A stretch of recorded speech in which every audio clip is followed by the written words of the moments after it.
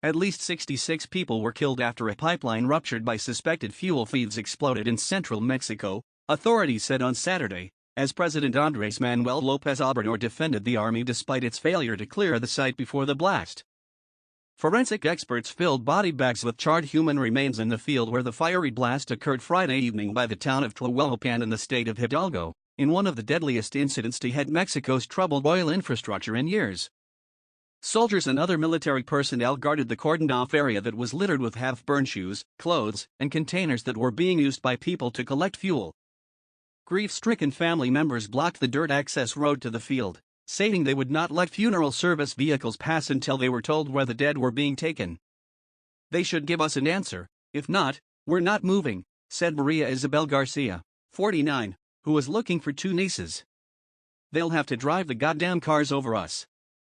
The group eventually let the vehicles through. At a news conference with López Obrador, Hidalgo State Governor Omar Fayad said 66 people were killed and 76 people injured in the explosion, which happened as local residents scrambled to fill buckets and drums from a gush of fuel from the pipeline that authorities said rose up to 23 feet 7 meters high. Video on social media showed people filling buckets from the pipeline during daylight hours in the presence of the armed forces before the blast. But López Obrador, who vowed to continue the crackdown on fuel theft, defended the army in the face of questions about why soldiers failed to prevent the tragedy. "We're not going to fight fire with fire," he said. "We think that people are good, honest, and if we've reached these extremes, it's because they were abandoned." López Obrador said the army had been right to avoid a confrontation due to the large number of people seeking to make off with a trove of free fuel, a few liters of which are worth more than the daily minimum wage in Mexico. Blaming previous governments for neglecting the population, he said fuel theft had been a chronic problem for years and that the priority was to eradicate the social problems and lack of opportunities that had made people put their lives at risk.